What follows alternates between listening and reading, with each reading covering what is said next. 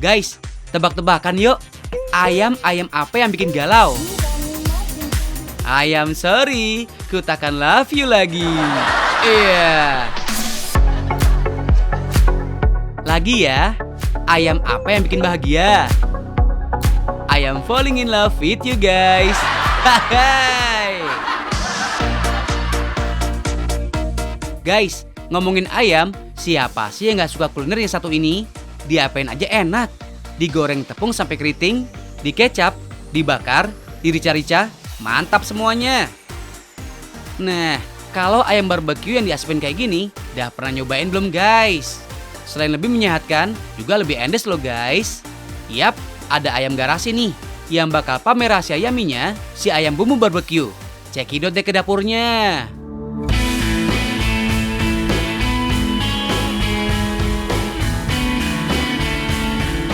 Guys, rasa ayam yang super duper enak gak jauh-jauh ya dari racikan bumbu yang jempolan. Kayak ayam broiler ini yang dikasih bumbu luar dalam. Ada racikan bumbu dan kaldu yang disuntikan ke bagian dalam daging. Ada pula taburan bumbu yang terdiri dari rosemary, gula merah, dan juga bumbu kaldu. Istilah kerennya sih, proses dry rub marinasi. Nah, biar bumbunya meresap keluar dalam, kudu didiamkan dulu nih ayamnya di dalam mesin pendingin. Gak tanggung-tanggung guys, proses marinasi ini memakan waktu hingga 12 jam lamanya. Kan main. Tahap selanjutnya, masuk ke proses pengasapan nih. Yap, kalau dulunya ayam-ayam broiler ini cuma di-grill. Nah, sejak 4 bulan yang lalu, ayam garasi mulai nerapin metode pengasapan nih guys. Tahu nggak sih, cara pengasapan dengan menggantung ayam seperti ini ternyata terinspirasi oleh metode pengasapan yang ada di Texas, Amerika Serikat sono loh. Istilahnya sih, slow cook. Jadi setiap ayam wajib digantung di smoker pit. Usut punya usut, cara ini bertujuan agar kulit rongga ayamnya bisa terbuka.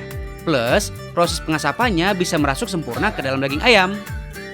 Biar matang sempurna, sebanyak 20 ekor ayam per smoker pitnya harus diasap dengan temperatur 70 hingga 80 derajat Celcius. Karena menggunakan suhu yang rendah, makanya daging ayamnya nggak bakalan gosong deh. Yang unik guys, kayu yang digunakan dalam proses pengasapan bukan kayu sembarangan nih. Wajib pakai kayu dari pohon buah-buahan, kayak pohon rambutan dan juga pohon mangga. Alasannya sih, biar aroma yang keluar lebih harum dan bikin empuk daging ayam. Mantap! FYI guys, kalau proses pengasapan daging seperti ini udah ada sejak abad ke-5 Masehi loh. Ngetren pertama kalinya di daratan Eropa, proses pengasapan sukses jadi metode pengawatan daging aged sepanjang masa. Guys, tahu nggak sih kalau asap ternyata juga berfungsi membunuh bakteri pada ayam sekaligus untuk mengawetkan daging. Alhasil, daging yang diasapin kayak gini bisa tahan 2-3 hari guys. Lumayan kan? Jadi irit lauk di rumah. Hahaha. Biar makin perfecto and lezzato, ayam-ayamnya kudu di-grill dulu nih guys. Durasinya juga sama, 2 jam ya guys. Bener-bener perjuangan ya guys buat makan si ayam smoke barbecue ini. Finally, setelah penantian panjang, jadi juga nih ayam smoke barbecue-nya.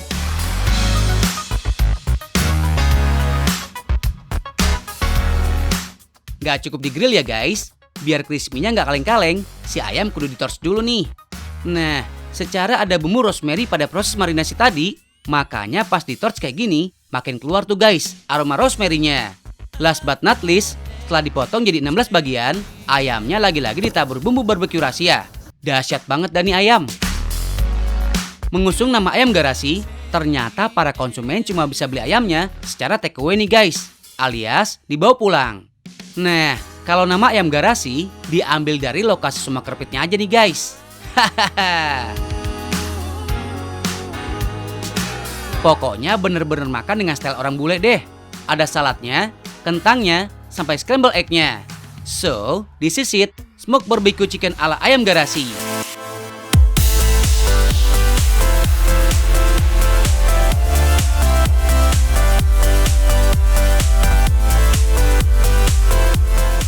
Biar dikata lama proses bikinnya, ayam asap ini tetap kebanjiran orderan loh guys. Setiap harinya, sekitar 40 ekor ayam ludes diorder sama smoke chicken lovers. Yang ditunggu-tunggu ini, time for icip-icip. Nggak perlu diragukan lagi deh super duper enaknya nih ayam. Udah empuk, aromanya harum, gurih, plus ada cita rasa smoky-nya gitu. Bener-bener totalitas rasa barbecue guys. Eits, ternyata ada rasa manis-manisnya gitu di bagian dagingnya. Tahu nggak sih, kalau rasa manis ini didapat langsung dari rasa asli daging yang terpapar proses pengasapan tradisional dari kayu bakar. Yang klimaks sih pas sesi ini guys. Pas ditarik ayamnya, nggak pakai susah guys judulnya. Saking empuknya nih ayam, dan ya, copot juga nih paha. Pokoknya, delicioso deh guys, ayam smoke barbecue-nya.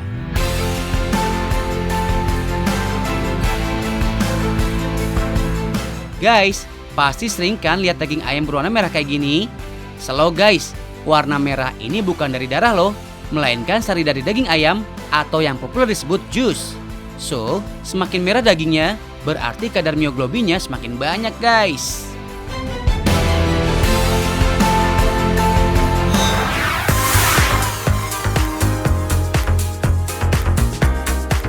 Hai, gue Sinta Clara. Aku Nana Melania. Aku Amon. Dan kita bertiga bakalan bungkus kuliner di Bandar Lampung. Kalau gitu ikutin kita. Let's go. Guys, kalau jalan-jalan ke Lampung, boleh banget nih ngajak 3 darah ini. Sang penguasa Lampung. Mereka adalah para seleb Lampung yang suka banget ngasih review jajanan-jajanan enak. Spesial nih guys, hari ini mereka bakal ngasih rekomendasi jajanan kekinian di kota Bandar Lampung. Kira-kira ada apa aja nih ya?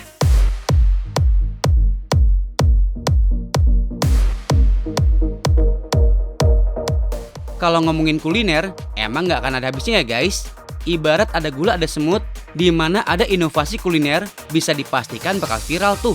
Seperti jajanan yang jadi first stop 3 mulik kita tadi, banana crunchy alias pisang nugget. Nugget kan biasa ya, udah populer sejak akhir 2017 lalu. Coba dikulik-kulik, apa sih istimewanya olahan pisang yang satu ini? Ternyata, tahu nggak sih guys, outlet yang berlokasi di Jalan Sultan Agung, Wai Halim, Bandar Lampung ini mengklaim sebagai pionir banana crunchy di Lampung. Tapi jangan bayangin adonan pisang yang sudah dikukus terus dibalur tepung panir ya guys. Kalian salah. Pisang nugget yang satu ini langsung dimasak dari pisang asli. Cuma tampilannya aja tuh yang mirip nugget.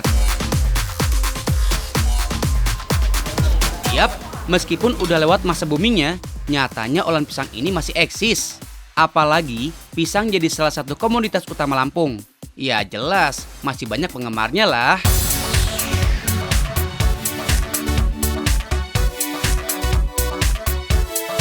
Cinta lagi pesen banana crunchy yang biasa sama yang baby nih guys. Bedanya kalau baby bisa langsung sekali hap. Nyam. Karena memakai pisang kepok yang udah matang, manisnya nggak lebay guys. Tapi kalau kalian doyan yang manis-manis, toppingnya bisa banget ditambahin lagi sensasi manis dan aroma buah-buahan. Puas banget deh pasti. Mulai 12.000 aja, kalian udah dapat jajanan yang enak, plus ngenyangin lagi. Oke, ini Sinta udah dapat satu makanan yang udah Sinta bungkus. Kalau gitu kita Habis ini, 3 darah Lampung ini mau jajan syakau nih guys. Apalagi tuh ya, nggak jauh dari lokasi pisang crunchy tadi, masih di daerah Wai Halim, Bandar Lampung, Amoy, Sinta dan Nanda mampir ke kedai syakau nih guys. Ini dia guys, syakau. Artinya barbecue kalau dalam bahasa Cina tuh.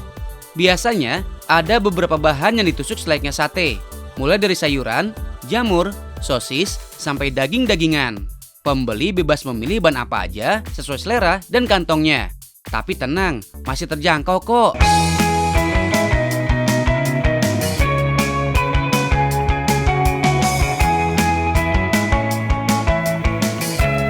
Di Tiongkok sana, syakau termasuk street food nih.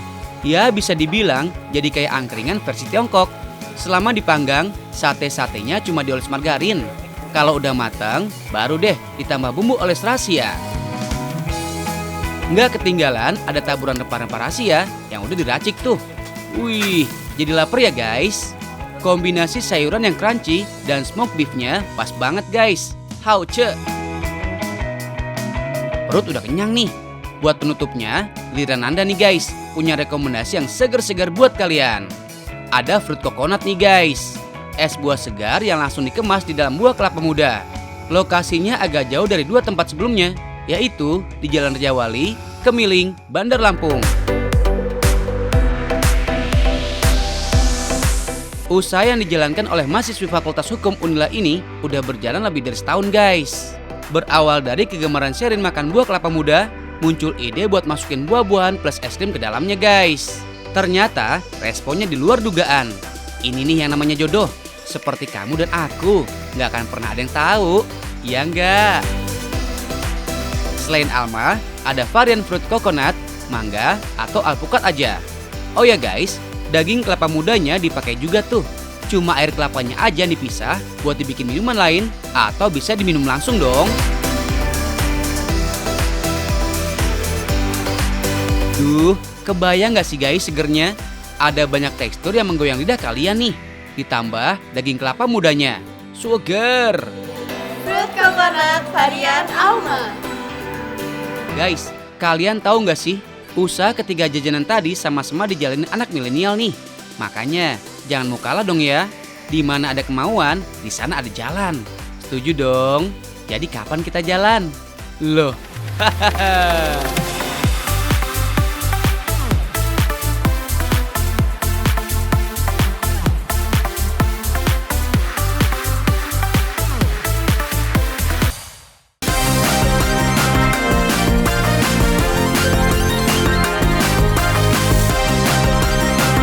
Ini sekarang saya mau bikin yang namanya budidaya ikan dalam ember.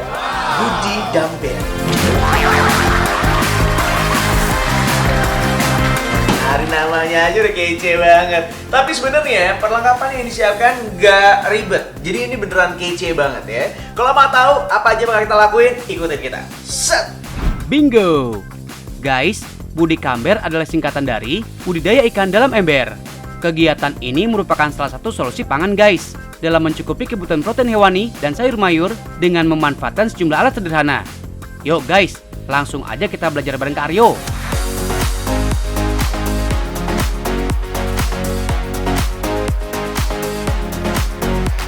Untuk alat-alat yang harus dipersiapkan terdiri dari ember, kawat, solder, arang, bibit kangkung, dan ikan yang akan dibudidayakan.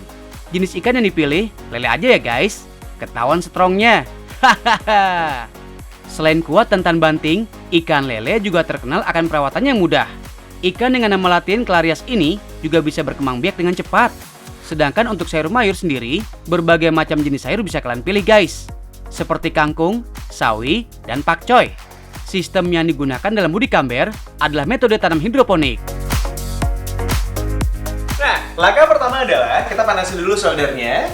Udah gitu kita siapin gelas. Jadi nanti kita akan ngebolongin gelas ini dengan 1, 2, 3 di bagian bawah. Kemudian ada 2 di bagian samping-sampingnya. Tapi sebanyak 3 sisi. Jadi kurang lebih ada 6 titik yang bakal kita bolongin. Gitu. Pilihlah gelas yang terbuat dari plastik ya guys. Fungsi dari gelas ini sebagai media untuk menanam sayuran nantinya. Pembuatan lubang pada gelas bertujuan untuk mengaliri air dalam membantu pertumbuhan sayuran. Untuk kali ini, kita pilih sayuran kangkung ya guys.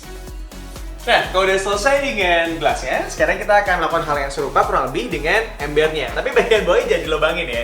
Yang kita lubangin adalah cuman bagian-bagian di ujung-ujung sini aja. Jadi ini kalau misalnya kena hujan atau apapun, tidak akan ngebludak langsung ke luar gitu ya, tapi bisa keluar dari lubang-lubang yang sudah kita bolongin. Yuk! Semakin besar ember, semakin banyak jumlah ikan lele yang bisa dipelihara. Gelas-gelas yang sudah siap, kemudian diikatkan pada bagian bibir ember guys.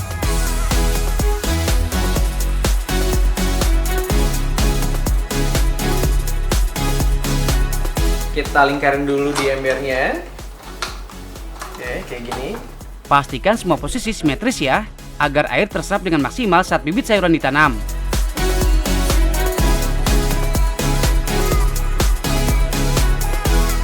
Oke, kalau udah semua, udah rapi gini, kita langsung bawa keluar dan kita bakal masukin temen aku. Lele. Yuk, sikat. Sejarah hidroponik berawal dari tulisan Francis Bacon pada tahun 1627, yaitu Sylvia Sylvarum, yang membahas tentang budidaya tanaman tanpa media selain tanah. Kemudian, pada tahun 1865, dibuatkan nutrisi tentang 9 elemen kesuburan tanaman dalam bentuk larutan, yang berkembang sampai saat ini. Lanjut guys, isi ember dengan air bersih.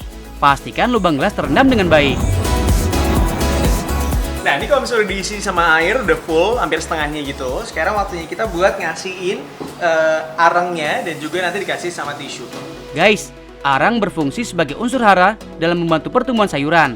Sedangkan tisu berfungsi sebagai media dalam menyimpan air untuk memasok penyerapan air pada tumbuhan yang ditanam.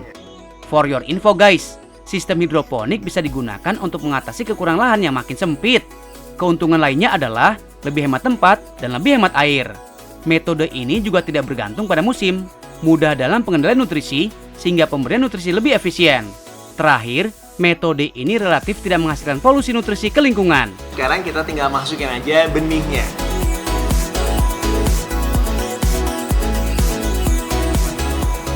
Nah, kalau udah semua selesai kayak gini, kita tinggal masukin lelenya. Ini sebenarnya kalau dari benih kayak gini bisa tumbuh untuk bisa kita tanam ya. Itu sekitar 3 minggu sampai 1 bulan. Kurang lebih sekitar segitulah. Sedangkan kalau lelenya sendiri sebenarnya dalam waktu 3 bulan mereka tuh udah bisa gede. Cuman kalau saya sengaja ngambilnya yang udah sedang lah, nggak terlalu kecil banget supaya lebih cepat juga.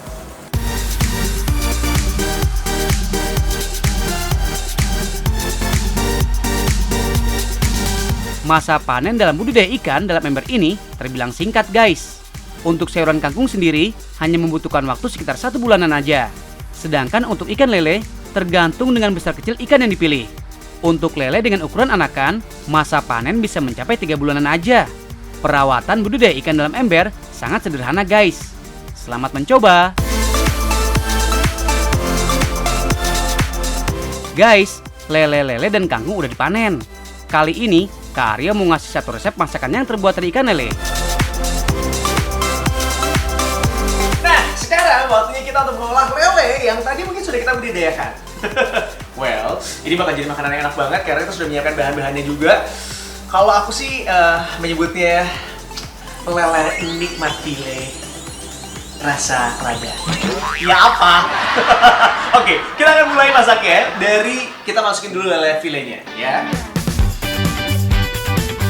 Terdiri dari ikan lele file, bawang bombay, cabai halus, tepung bumbu, air secukupnya, dan bumbu pelengkap guys. Kita mulai dengan melumuri daging ikan lele dengan tepung ya guys. Siram tepung dengan air secukupnya. Kemudian, masukkan potongan ikan lele dan lumuri sampai tercampur rata. Biar tepung bumbu semakin meresap, diamkan rendaman lele dalam tepung selama 15 menit. Lanjut guys. Setelah minyak panas, goreng potongan daging ikan lele yang sudah ditepung hingga kering. Oh ya guys, dalam menggoreng ikan lele, pastikan minyak panas maksimal ya, agar daging lele tidak hancur saat diangkat nantinya. For your info nih, dari 10 orang, mungkin 3 diantaranya tidak suka dengan olahan jenis ikan ini, karena bikin geli. Tapi kalau ikan hasil ternakan sendiri mah, dijamin sehat lah guys. Nah, sekarang kita tiriskan dulu yang tadi udah digoreng. Sementara itu, kita bakal bikin bumbunya. Sementara daging lele matang, lanjut dengan membuat bumbu. Tumis bawang bombay hingga harum. Just info ya guys, saat menumis bawang bombay, usahakan bawang tidak terlalu layu ya. Hal ini bertujuan untuk menciptakan tekstur bawang bombay tetap crunchy saat disantap nanti. Oke, kita masukin semua bumbu merahnya. Lanjut, campurkan cabai halus dan aduk hingga harum. Lanjut guys, masukkan potongan daging ikan lele, aduk hingga rata.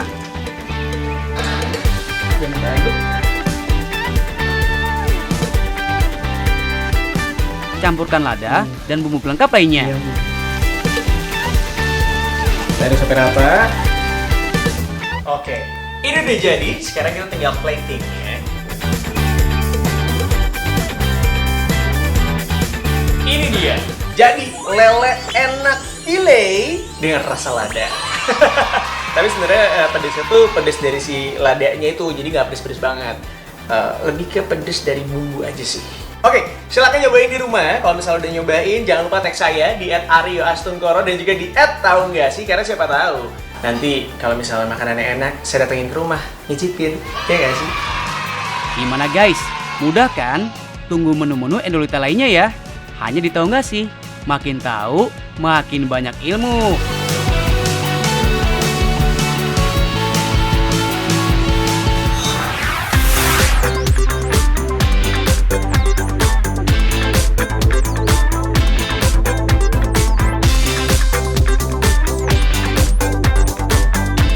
Guys, kalian punya jeans favorit? Bohong banget kalau nggak punya. Karena jeans selalu jadi andalan di segala macam suasana dan aktivitas. Tapi yang namanya barang, udah tentu ada masa pakainya kan? Bisa robek, beladus, kena kotoran yang nggak bisa hilang, atau jadi nggak muat karena tubuh memuai. Hahaha. Intinya, tuh celana bahan denim udah nggak bisa dipakai lagi sama kalian. Nah, supaya tetap bermanfaat dan kenangannya nggak hilang, kalian bisa bikin jeans jadi pot. Tuh kan, sama jeans aja sayang, apalagi sama kamu. Hai.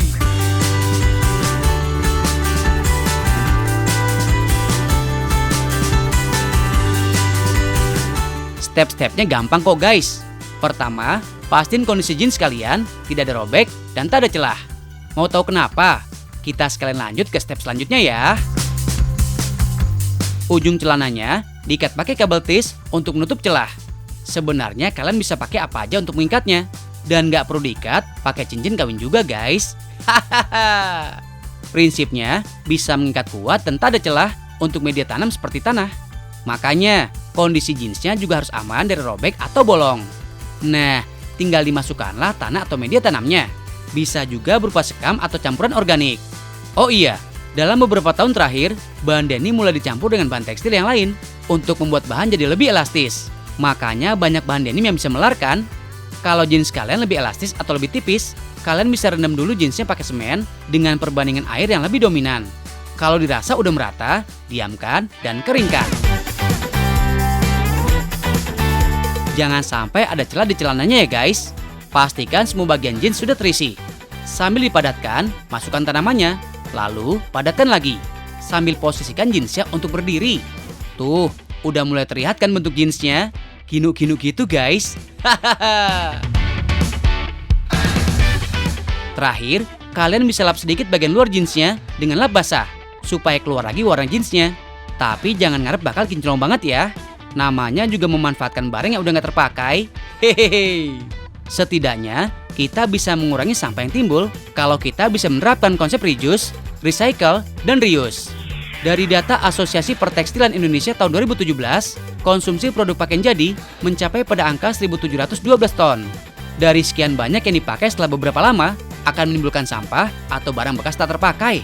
Biarpun tindakannya simpel, tapi kalau semua warga dunia melakukannya, tentunya bumi menjadi lebih sehat dan aman sampai buat anak cucu kita nanti.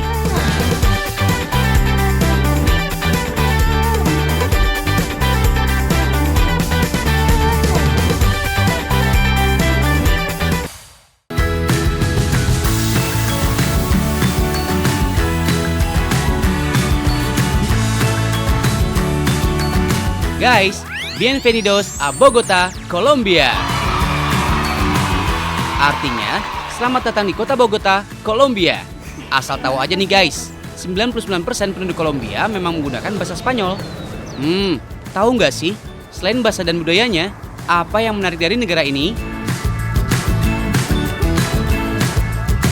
Yap, sepeda.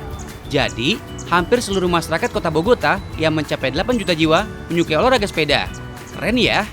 Asiknya nih guys, pemerintah negaranya juga mendukung infrastruktur jalur sepedaan yang mencapai 376 km dan jalur ini disebut-sebut sebagai jalur sepeda terpanjang di dunia. Duh, Jakarta Cirebon aja cuma 200-an kilometer ya guys. Hahaha. Oh iya, per hari rata-rata 84.000 orang menggunakan sepeda sebagai moda transportasi. Nah, mumpung lagi di Bogota, Kak Dinda and the Gang mau nyobain sepedaan juga nih guys. Kenalin nih, Paula, Akamsi, alias anak kampung sini.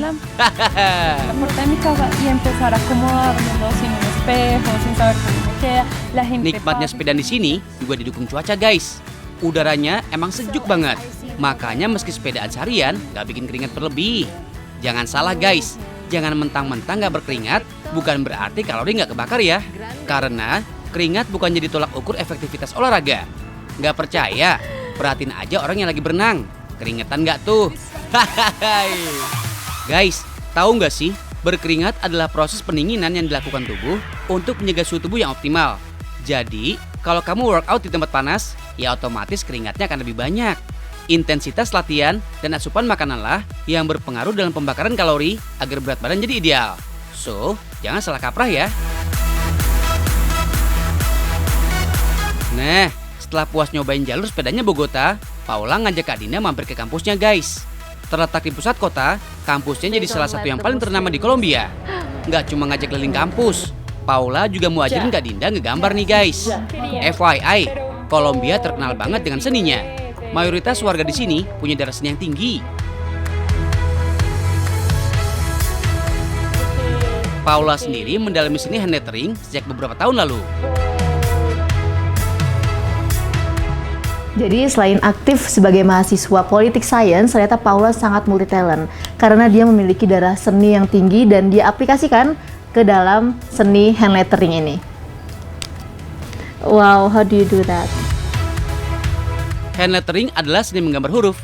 Bagi orang awam, seni ini mirip-mirip seperti kaligrafi. Emang mirip sih, tapi nggak sama. Kaligrafi termasuk seni membuat tulisan yang telah ada dari zaman dulu, menggunakan tinta serta pena khusus. Seni kaligrafi memiliki aturan tertentu pada saat pembuatannya, sedangkan hand lettering membolehkan kita untuk lebih bebas berekspresi. Aturannya nggak seketat kaligrafi. Alat yang digunakan juga mudah ditemui di mana-mana. Bisa dengan menggunakan pensil, spidol, dan alat tulis sejenisnya. Hand lettering sangat populer di kalangan anak muda Kolombia, khususnya Bogota. Di sini bahkan ada beberapa tempat kursus di ibu kota. Tapi menurut Paula, daripada mengeluarkan biaya ekstra, mendingan otodidak aja. Karena kunci kesuksesan adalah dengan terus berlatih. Setuju ya? Guys, karya-karya Paula selalu diunggah di media sosial. Bentuknya adalah quotes atau kata-kata mutiara yang menginspirasi para netizen.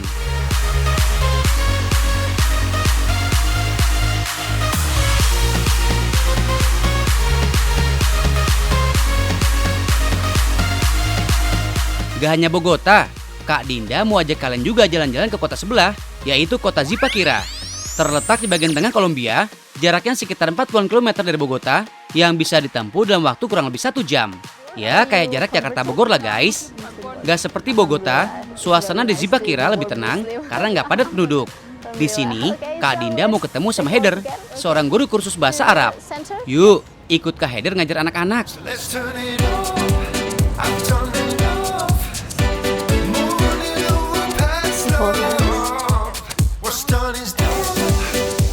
Meditation, oke.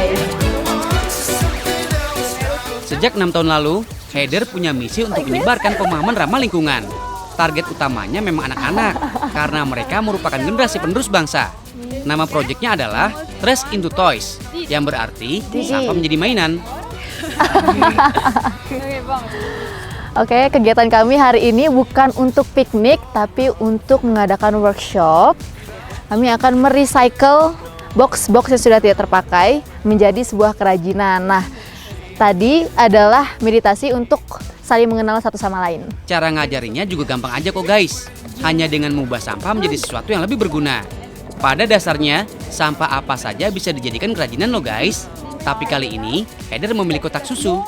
Karena konsumsi susu di Kolombia cukup tinggi. Tapi di sisi lain, sampahnya mengkhawatirkan kelestarian lingkungan. Simpel aja guys. Kali ini mau bikin dompet.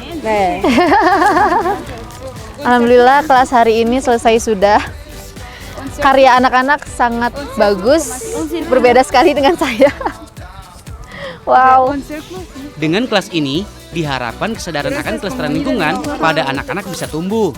Oh iya, kegiatan ini pun akan terus rutin dilakukan hingga nanti bisa berkembang keluar kota Zipaquirá. Semoga bisa menginspirasi kalian semua ya guys.